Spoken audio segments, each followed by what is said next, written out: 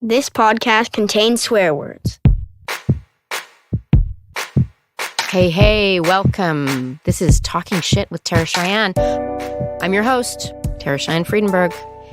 In this podcast, if you have not listened before, our focus is around interviewing art makers, female identifying and non-binary primarily, art makers from the west coast of Turtle Island and across so-called Canada, sharing their stories, their ideas, their inspiration with you. If there is somebody that you know, or maybe you're that person who you'd like to hear interviewed, please reach out.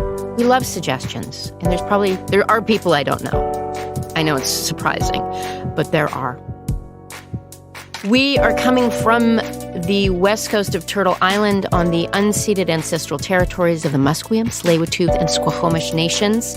We are very grateful to be here. It's a beautiful, beautiful place.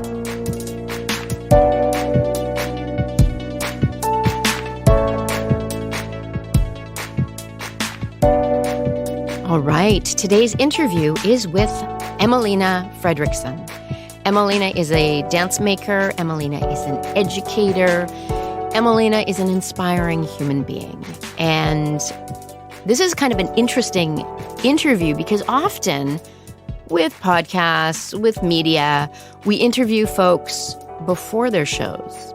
I am interviewing Emmalena 2 days after closing a show that Cheyenne Performance helped produce at our space in East, so-called Vancouver, Progress Lab. It was a great success. It was a super interesting piece. I'm so grateful that we could do it and that all the folks could come and see it. So it's interesting to talk about what happens to us when it's all over. All right, I said it before, I'll say it again. Please like, love, rate, review this podcast. It does make a difference. It makes it easier for folks to find the podcast. It just shows up sooner when you Google or whatever you're doing on the computer. I don't need to know what you're doing on the computer. Or tell a friend. That works really great too. If you can, donations are much appreciated. The small, the big. TerraCheyenne.com, upper right-hand corner. Click that donate button, or we will link the donation link in the show notes.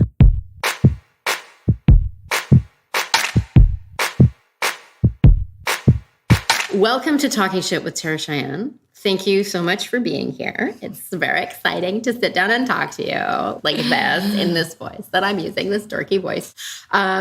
This is interesting, listeners, because Emmalena has just completed a run of her show, Ecdysis, here at Progress Lab, which is where Cheyenne Performance is a resident. And we kind of hosted you, which was very exciting for us because we hadn't hosted another artist like this before. I thought it would be really interesting to talk to you like right after to reflect, because often we do interviews before we do a show and we're just like flipping it. And so it is Tuesday. You close the show on Saturday. How do you feel?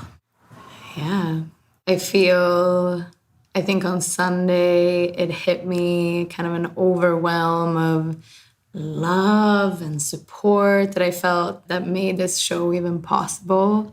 And then there was I was proud of everyone. I was proud of myself. I was happy. And then I was also feeling really sad and a little bit shy and a bit like, what have I put out into the world? Yeah, the first sensation after was so much emotion and so much feelings. And it reminded me too of, I think, the time that we're in now, that this show, the solo, the origin of it was supposed to premiere in November 2020 in a theater in Sweden. And there's been a lot of stuff that's happened in 2 years. And I think when we go to perform now, we also perform with all of that. It wasn't what it was before, and it is both like kind of more beautiful and more painful in a way for me, all of it that we're carrying with us and that work that has been brewing and attempting to be like birthed and then like retracted and then again. And then it's just that wave of the attempts, I guess, that we made during the pandemic of trying to do what we have done for most of our lives and what kind of makes sense to us in the world. And then being told time and time again that it was too dangerous to do that thing. And it's not the first performance I'm doing since the pandemic hit, but I'm still not fully back into the swing of that performance is a norm that is happening in my life on a regular basis. So I think that weight of it too, the nature of the work itself and where it comes from, but then also that 2-year kind of trying to exist and then being shut down and then trying again. Like, it was a lot of energy behind it coming in to do it. So I think part of the emotion was just like, wow, we did it. Like, we actually finally did it. And it's a very collaborative project that takes a lot of people. And so the beauty, and I felt community was very strong. So yeah, so many feelings. And now it's 3 days later, and I read something this morning in a book about how creativity is a conversation. It is always a conversation. And that this work in particular was a conversation with myself in one way, where it came from, I was processing and figuring some things out in myself. And then once I put it out into the world the way I did on the weekend, it's in conversation with everybody who came, with other artworks that exist, with our like time and place, you know, the work being kind of sci-fi as well, maybe questions that idea of what is the present, what is the future. So today I've been thinking a lot about art making as a way of engaging or conversing with both oneself, and then once we share it with others, it changes into another conversation. That's beautiful. I think when you do solo work, and we've talked about this before, like Ecdysis, the show that Emmalena just did, solo in that you were the only one, quote unquote, performing. But I wouldn't even say that, because the lights are happening, the sound is happening, all being triggered live, and, you know, kind of dispelling this idea that a solo is just one person. We make it in the ensemble. And I think this piece, so much so, even further with the audience. And you put out a lot of images, and a lot of people put out images online. I'd love to talk to you about the fact that you were like, take pictures, do video, but when you post it, just tag us. I was like, wow, cool, that's cool. But also like, would I do that? How would I feel about that? But you really created another platform for conversation around it. Can you talk about that? Sure. Yeah, I feel like it's maybe not my like original idea. I feel a few performances I've seen recently have done that. And I think in this particular work, it serves in multiple ways. And one of them with the work being around this cyborg identity and our relationship to technology and what is being human and what is being a machine. I was curious for the audience if anyone had, I don't know if they did, but that feeling of like, we are already intertwined with technology through our phones, right? The idea of the extension into being a cyborg maybe isn't so far, because I don't know, for myself, I'm like, that phone is next to me 24/7. It's right next to me when I sleep. It's, you know, it's often in my pocket. And the few times that I go camping or go off grid and I know that the phone doesn't do anything, I have like body twitches to reach for it. It's like, it's a full-on addiction, symbiosis, I don't know. So in one way I felt there's a way to experience this work that is questioning that, where's the transition between machine or human or animal? What is a cyborg? Are we cyborgs sooner or later? I think we're all becoming cyborgs. It's one of the taglines in the music. I was curious for the audience to maybe be also realizing that they are maybe watching through the lens of a sort of a smartphone or a camera. So that was maybe my sort of aesthetic flirting with the sensory-based experience of an audience. The other thing is simply, it's hard work to do all the promotion yourself, or even in this case with, you know, I had you and I had New Works that was helping me out, but I think it functioned even better when this is the kind of the social media world we live in, right? We want as many people as possible to share or to be informed about what's going on those platforms, if that's how we use them. And it was a way to document and a way to kind of let the world know that, hey, this happened.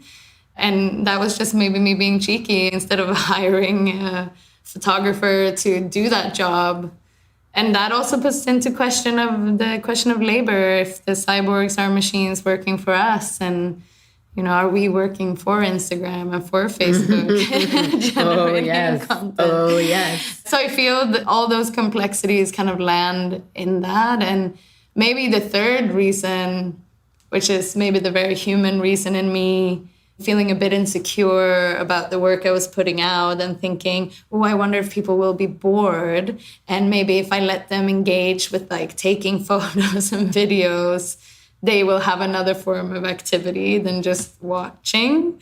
And I say that very openly in the way that, a lot of people was telling me that it was a very rich world and so much to engage with. But as always, I don't know, putting something out there that, I was unsure of how it was going to be received. And so that felt like a little safety blanket to be like, you can also take pictures and videos, because then people are creative in their own way too while they're there. Yeah, you know what it reminds me of? The audience, like a child, like, oh, you can play with your phone. Yeah. It's okay, sweetie, you can play with your phone. As a way of kind of getting through something that is potentially difficult, or you're questioning it, which I would argue, I don't know about you, I don't think I've ever gone out on stage feeling like, this is great. No. Everybody's going to love this. I've never felt that. I've always felt like, oh no, what have I done? What is this? But I think there's a lot of power in just being transparent too. Yeah, and I also actually thought of the strongest feeling that was like right after the show, as I was sort of switching my persona from the cyborg alter ego into just my plain self. I felt so shy. And it might seem absurd to someone who's not a performer after what I just did to be like, you did all that and now you're shy. But I think the shyness comes from the feeling of having been vulnerable. And I always have this feeling, and I think that's when I'm doing it right too, when I have the feeling like I've like read my diary on stage or something. And I think maybe that's a value that I have in my performance making, that I want to make work that challenges me slightly in some way or transforms me slightly in some way. Because if I did the thing that I was so sure of and that I knew exactly what it was and how to do it, then there wouldn't be much need for me to do it, I think. Because then that would just be a reproduction of something that felt comfortable and familiar. So in a way, when I found myself being kind of terrified to go out and talk to people after the show, I was like, oh yeah, this is because I actually did something that I care about. And the fear lies in that new conversation that is following after. Here, I put it out there. And there is almost like a childlike sense too, in the way I just like, whoop, spit it out. And then I'm like, oh yes, now it's the time to see what that did and how that was received and what did people experience. And so in a way, thinking about that idea of that art as a conversation too, I think that is the conversation that I want to have. I don't want to have the conversation where I have all the answers. I don't want to have the conversation where I know exactly how the audience is going to react. I want to have the conversation where I am challenged and maybe where the audience is challenged. And I want to have the conversation where we maybe feel more vulnerable and maybe more open. And there's something about questioning too, for me, of questioning maybe my lived experience and also this, like, what is this world that we live in? I think that's one of the reasons why I make art, and to ask those questions genuinely and then really say something about it and then begin that conversation. That is scary. It's scary, but I want to do that, right? It's an interesting relationship with oneself. Absolutely, right? And I think, too, it's very generous to be vulnerable and to ask questions and simply be unsure, you know? I think that there's a real power in art making, especially performing, that maybe people who aren't in what we do maybe don't understand. There's this, oh, well, you're a performer. You're a professional. You're a professional. You've You been love performing it. for like 20, 30 years. Come on. What's the big deal? Come to the cocktail party. What? No, God. Oh, God. I have terrible social anxiety. Like, no, can I just go sit at home and watch TV? But I also wanted to ask, did anybody say anything that surprised you, or tell me about that? So many people. And this is also where I think, for me, maybe that's a measure of success too, in terms of the project, where the reflections that I got from people were so wildly different. And I realized that the work in its kind of abstraction or in its world building allowed people to reflect on things that they are maybe busy processing at the moment. And for me, that was like, wow, that is also something I really treasure, and especially performance art. That it's not about, I don't want to be didactic and say, I'm going to start and tell you a story, and this is how it is, and this is how it was, and this is how it ended. For me, it's not the kind of performance that I make, but it was beautiful to see the different interpretations. So I had a couple of people tell me they interpreted the end as me having a look at humanity and then feeling kind of disgusted or like, I don't want to be part of this, and then just walking off. That was one interpretation of the end. Someone else said to me that they thought it was about identity and how we struggle to be ourselves. So we look at everybody else to try to figure out who we are. And then like the way that I kind of copied like a human stance, they were like, yeah, I thought that was you trying to like see, could you be like them? But you were like not sure. And so then when you were walking off, it was about you finding your own identity. And I was like, wow, amazing. And then I had someone else say that they found the end so incredibly hopeful, that it was like, finally, I was sort of softening into the unknown and what was going to happen, and it was full of hope for them. Wow. And so I think that for me was incredible, because I have maybe my own narrative. And someone else was like, yeah, I wonder what happened next. Maybe you like took off and like some sort of East Van hippie commune took you in, and then you're learning to live. You know, people's imagine. I felt the end really was available for people to fill in the blank, which really excited me afterwards, because it gave me also this idea of like, wow, yeah, where could it go next? You know, it's like it could open up in many ways. And so, yeah, I think that was very beautiful. And it kind of also helped me maybe with some of that anxiety when I felt very vulnerable. So I was like, the audience is always going to bring their current selves to the work, and they are always going to relate. Yeah, it was so beautiful. I had a couple of my students who came and they said, oh, and then at the end, and when you touched the spine, I just started crying and I didn't know why. And just that the work triggers something in people. And whether that's, you know, someone's like, oh, that for me was the moment of hope. And for someone else, it's the moment of like, I'm done, I'm getting out of here. And that beautiful thing that it can hold many interpretations. Yeah, it was exciting. It's a power of performance, too. It's a power of art, I think. You know, I wish we were taught that whatever you see is the right thing to see. Yeah. You know, because I talk to so many people like, I don't really understand how. And they talk in that exact voice that I just did. Instead of valuing, this is what I saw. It's just the experience that I had in this moment. Yeah. And I think coming out of the pandemic, too, and the power of that I felt on the weekend as well is every night the audience was quite different and the energy was different. And that creates a different sensation for me of performing the work, and it creates a different energy for, you know, the audience as a collective to be witnessing together as well.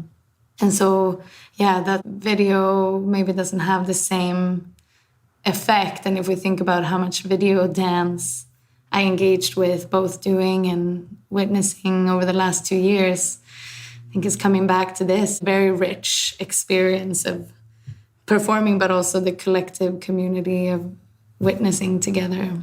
There's no comparison. We can't break the fourth wall with video. Trust me, I've tried.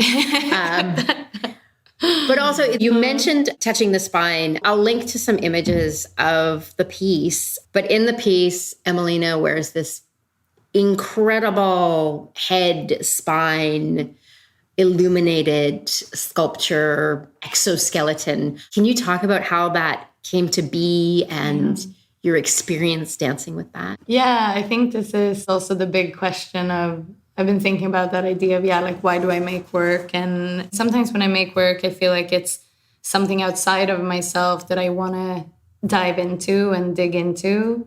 And that's probably I don't know, is that most of that? I don't know. But I felt with this work, what was kind of wild is that there was something that was coming from inside of me that I wasn't quite sure of what it was, but it kind of pushed its way out. And this idea of the spine definitely came from there too. So I've collaborated with Dr. Bob Pritchard out at UBC for many years, and he has a research team where they explore art and technology in different ways. So I've worked on a couple of projects with him with these smart textiles that when you touch them, they can trigger computer samples like sound or light or things like this. We also worked with a lot of motion tracking, and through different types of technologies, we've just built a collaborative relationship. And as the pandemic hit, we tried to continue some conversations of how to work together. And up until that point, I guess it had been sort of more centered maybe around a group or being together in a studio, in a space. And not being able to do that, Bob and I met for coffee one day, and he said, oh, we need to like build you a costume. We need to make you a costume. And maybe something with light, interactive light. And I said, oh, I think that would be fantastic. I was like, could you make me a spine? A spine that lights up? And I don't know where that idea came from. So he 3D printed a very different type of spine with like loose vertebrae that we were talking about. Maybe we could put some of this light technology into that. And I was like, I don't know, it's too small. It's like, feels too small. Like I want a really big spine. And I have no idea where that came from. And then Leah Hamer, the costume designer, came in to the conversation, and we were throwing ideas back and forth. And the first iteration of the spine was made, which looked a little bit different, and it had no headpiece at first. And it took us a while to figure out how the spine connected to the head. And then as the costume was kind of evolving, and in the beginning, the way that we attached the box, called a taste box, which is where the programming and the communication with the wireless system is. Originally, that was not on the spine itself, but I had a choker around my throat that it was attached to. And so as the rest of the costume built, I realized, wow, this is quite a dominatrix costume, which is maybe not the vibe that I give off usually in my daily life. And so I was like, wow, what is this? I want to have this giant spine. And putting on the PVC harness, I felt like I was definitely not soft and cuddly. I was ready to fight for something. And so I started doing some research into first the history of cyborgs and AI, which is often portrayed as this very submissive female. And I was like, well, it's clear that I'm not the like submissive female here, and definitely not the kind of effect that we have built. And then I started thinking, what is this spine? Like, what would be a biological advantage of having a giant spine that lights up? Like, is there any, you know? Yeah. And the only thing I was thinking about how we say in language or in words when we talk about someone being spineless, right? They're lacking courage or like not having a backbone. And so I was like, wow, so what is it that I feel like I need the courage to dig into? And so that's kind of where it started. Wow. And then the movement choreography sort of came out of that, and out of this idea of what would it be to regain the power and control over my body as someone who maybe has been forced into being a submissive female for most of my life. What would it be to give myself the permission to be angry and to go through what I call the like old programming, or to let myself be an animal about things that affected me deeply? What could that journey be if, say, this submissive female cyborg is deciding to go against the programming? Which kind of reminds me of your work too, of the assignment.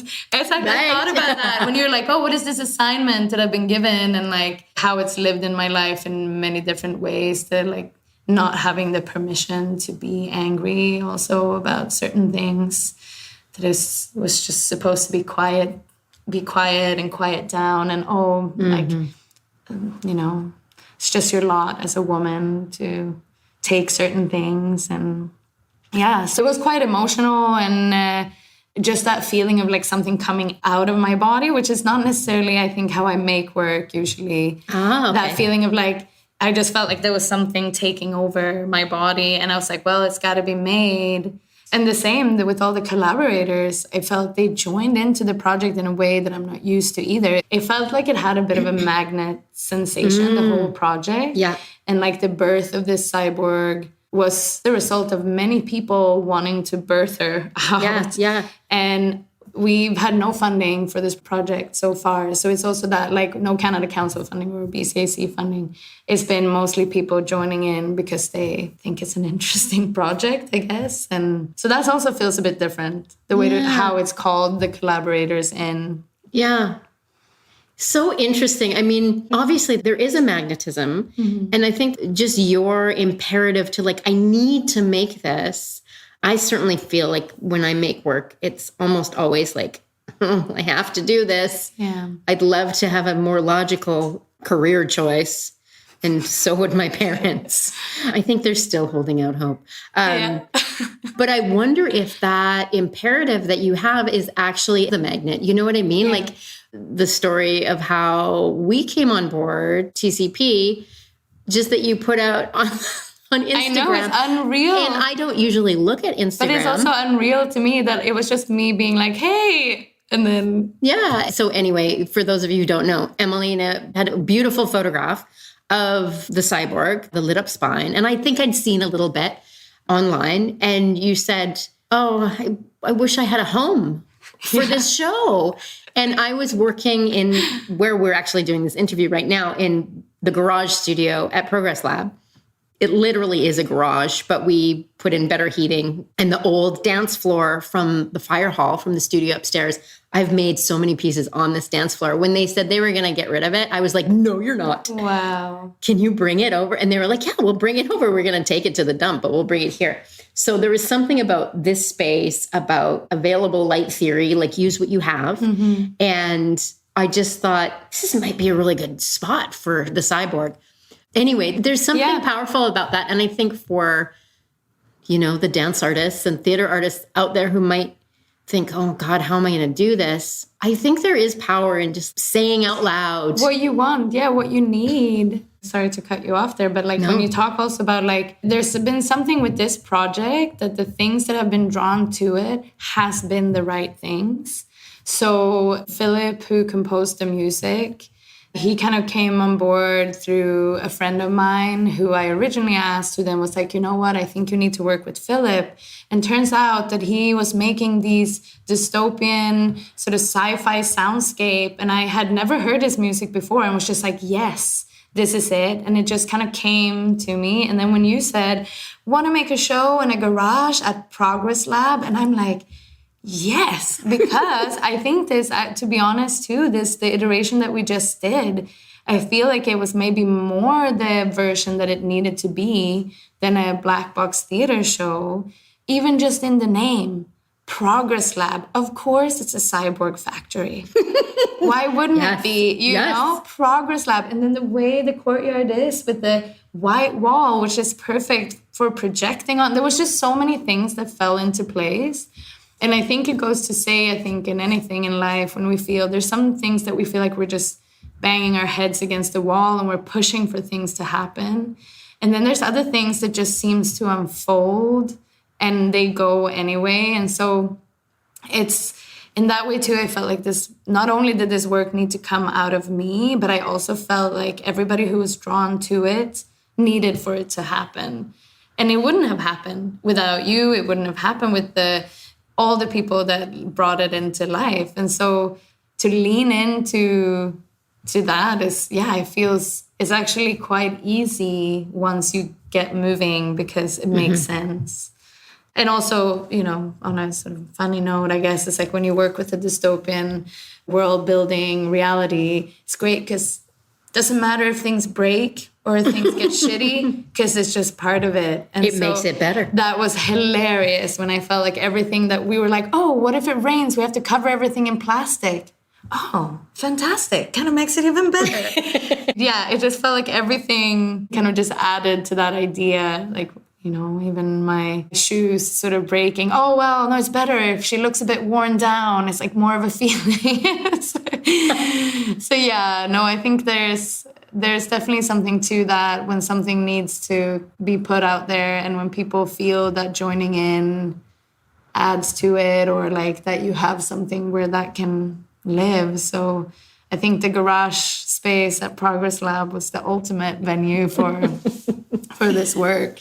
And I kind of joked a bit about it. How are we going to, if we want to tour it like this, we would have to say, you know, what is your most sort of dark DIY venue? And the way that we create the dystopian landscape is we go to an industrial area in each town and we pick up what we can find. And, you know, it really is. Yeah. You know, it could be an interesting piece to tour for sure. It could be a whole, like, you know, community engagement. Take us to the darkest part of your town. Yes. You know, don't go alone. But it does open up, right? Yeah. Like, it opens things up when we let go of this idea that everything has to be a certain way. And I can only do it with this much money. I can only do it in this kind of space. I can only do it with these kind of people. And, well, of course, that sometimes that is the case. Yeah. And also the empowerment, I think, through your support and New Works kind of being a bit like, we got your back. We think this is a great idea. We've got some money for you. Just having that support of that residency, it made me believe in the work more. And so even though we made it happen without the sort of the grant funding, it made me also realize, and Amber and I spoke about that after the show, I felt like it was almost like taking back some power into us artists in our community, instead of it being always in the hands of the funding bodies, which, you know, we are so grateful for the support that we get through the grants. But I think sometimes I feel like it dictates our lives so much when projects live or die based on what grants, who gets awarded the grants and who doesn't. And so it felt really empowering too, to feel like as a community, and I'm not saying this, we still need the grants, but as a community, we could also, there was resources amongst us to make something happen and to feel empowered to make something and not just sit and wait for my turn or something like that. Yeah. It felt really empowering and really important. And the sense of community was very, very strong in the work. And yeah, feel very grateful for that.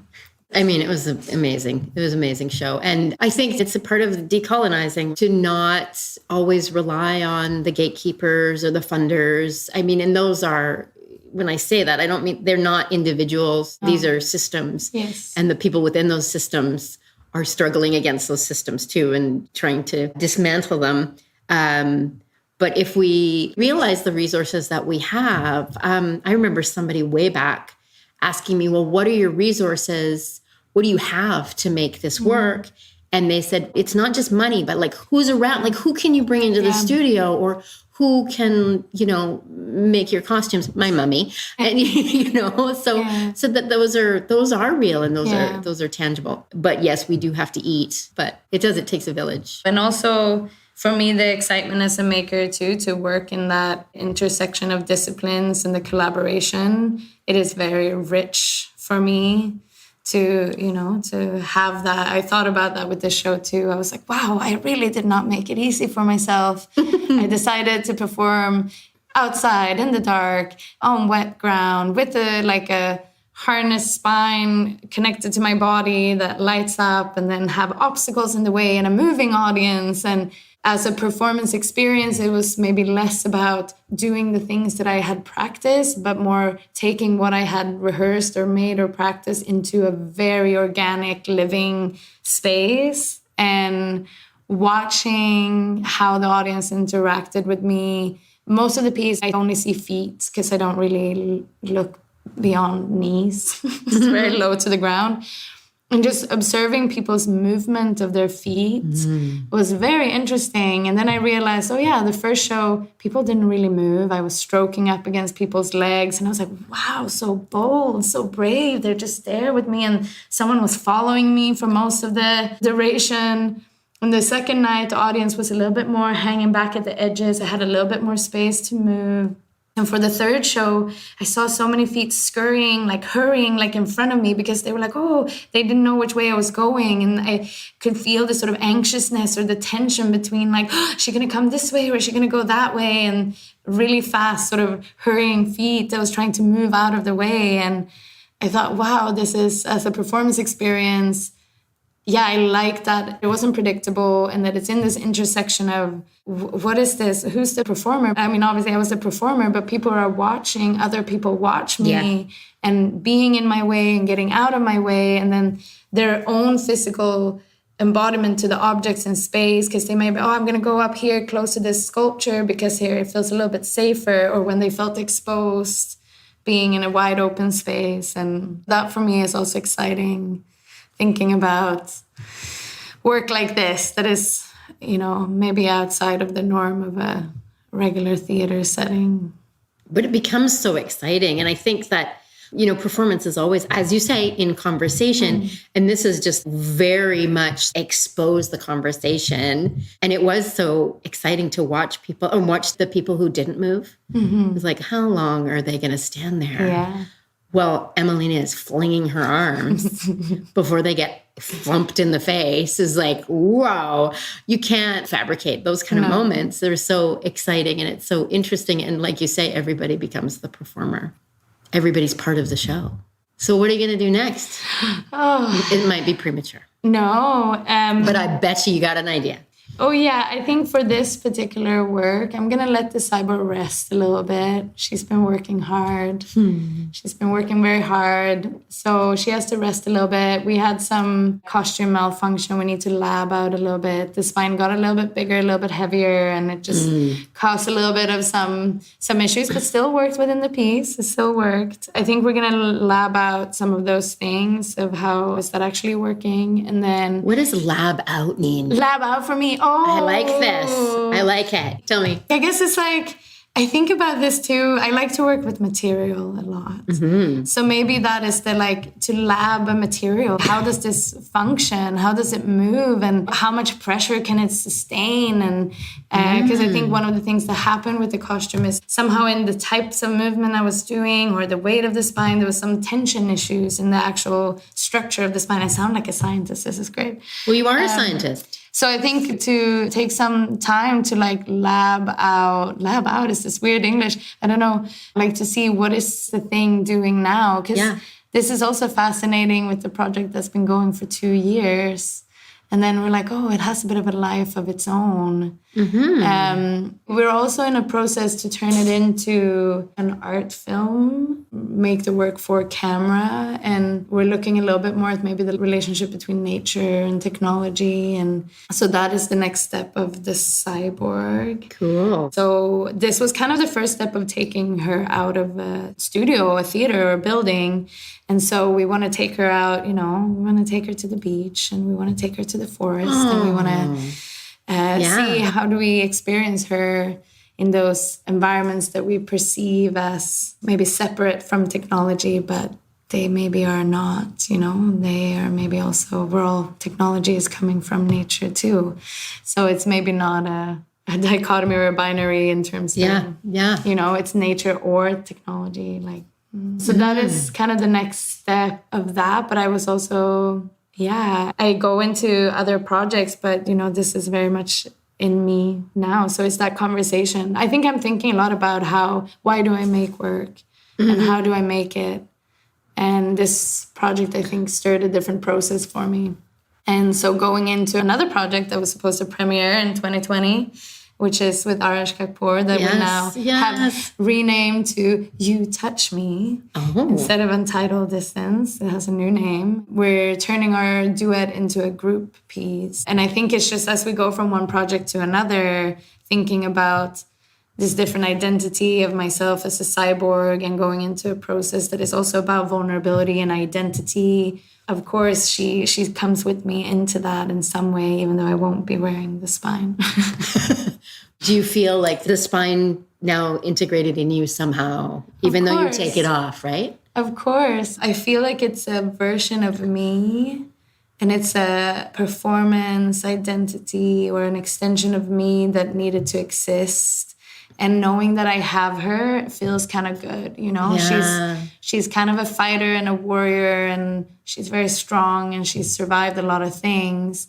And in a way, almost by having her, I can soften a little bit. Oh, wow. And so it is, maybe I should talk to people who do have you do this work all the time where you have clear performance identities. Yeah. And how you maybe process things through embodying different. I feel like this is exactly the person I should talk to about these things. Because I feel many people do. Many people have, we process different parts of ourselves through maybe having these different performance personas.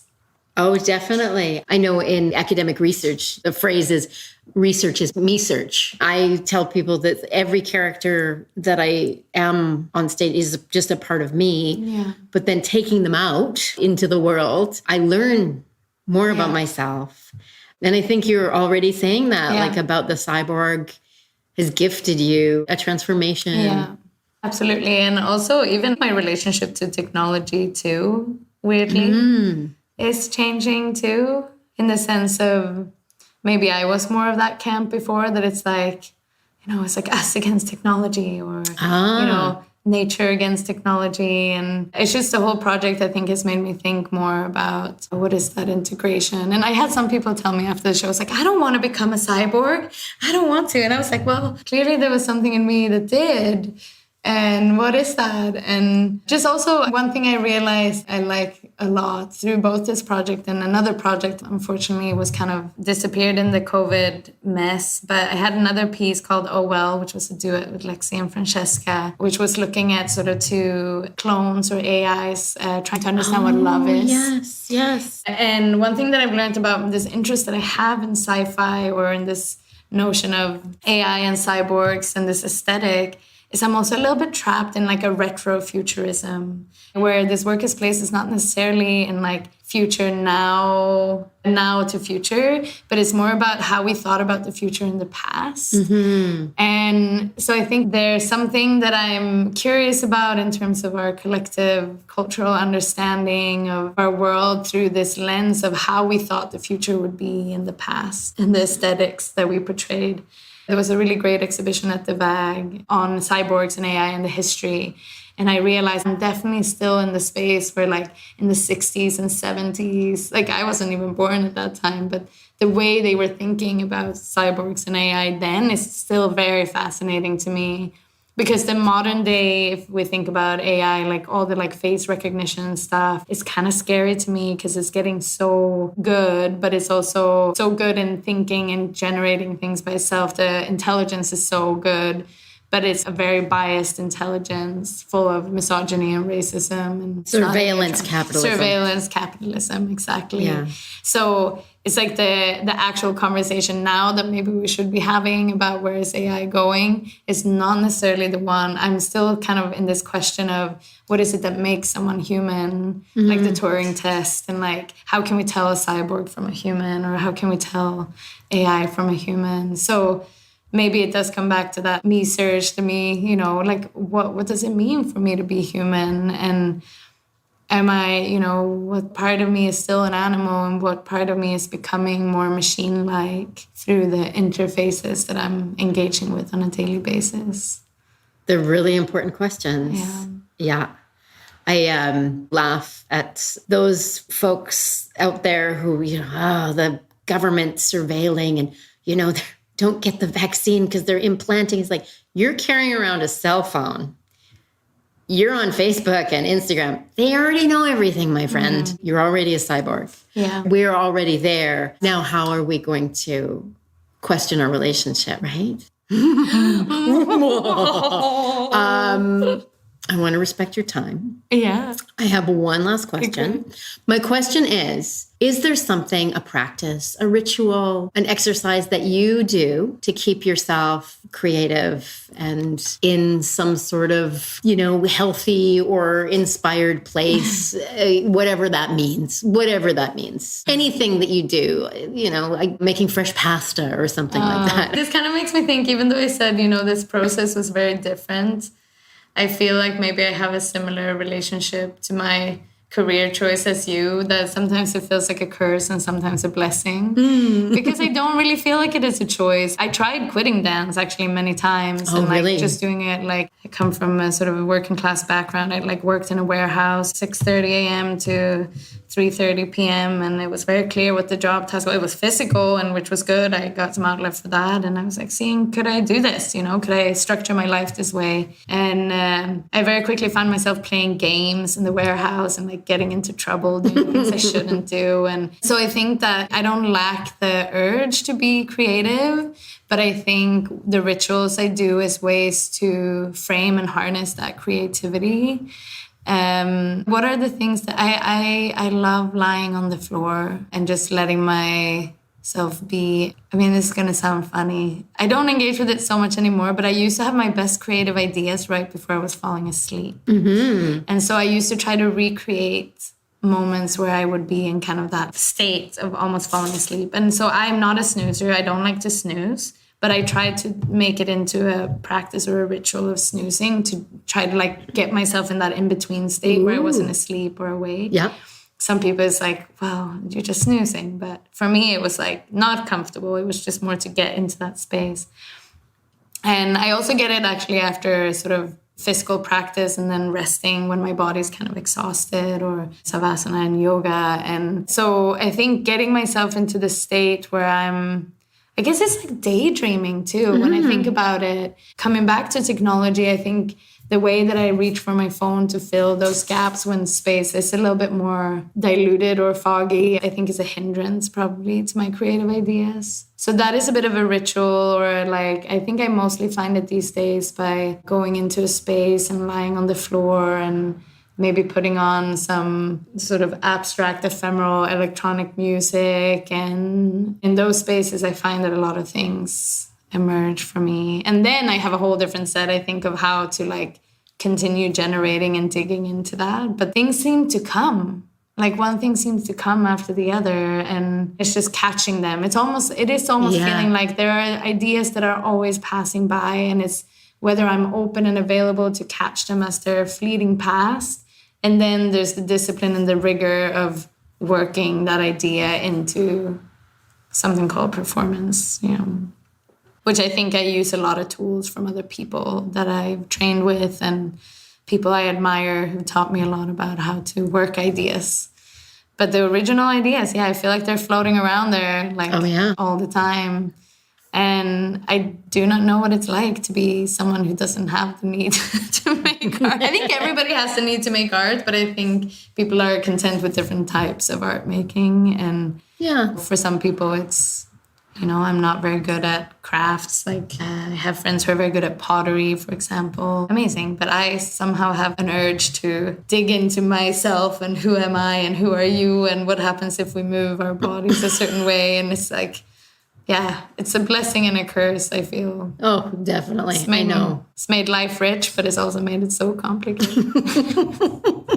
I hear ya. Oh, I love it. Is there anything that I didn't ask you that I should have asked you? Oh, what an interesting question.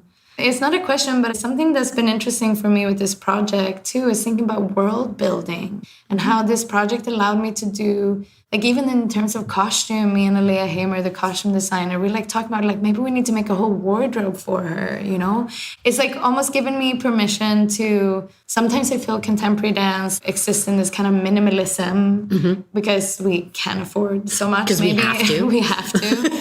And somehow with this project, with so many people coming on board, and how I feel like this is going to live on, it feels very open-ended.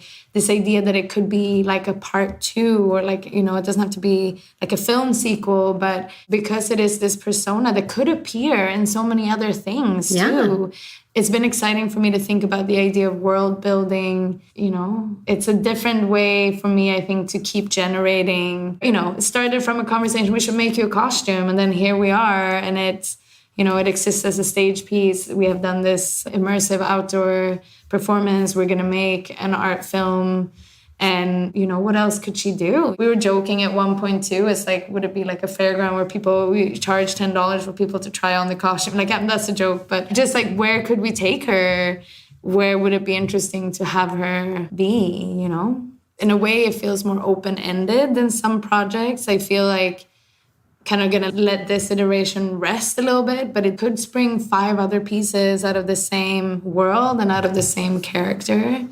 And that is quite new for me. So I think that's like not a question, but it's just like, wow, like world building as a practice. And maybe some other artists are listening to this and going like, that's what I always do. But for me, it feels exciting. It feels like very generative of ideas too. Exciting. All right. Well, stay tuned. See where she shows up.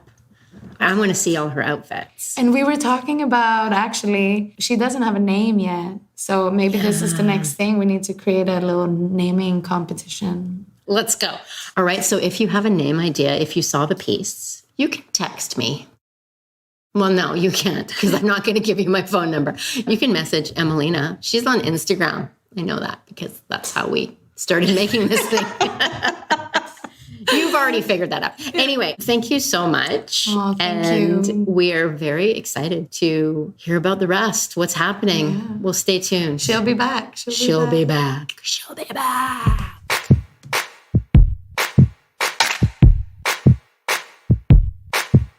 And that's it. Thanks so much for listening. Thank you so much, Emmalena, for sitting down and sharing your thoughts and the reverberations post-show.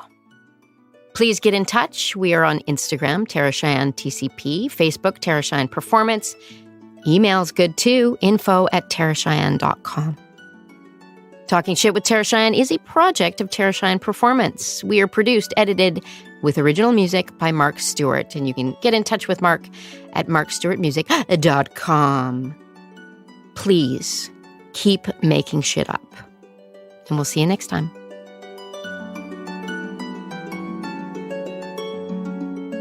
This podcast is effing good.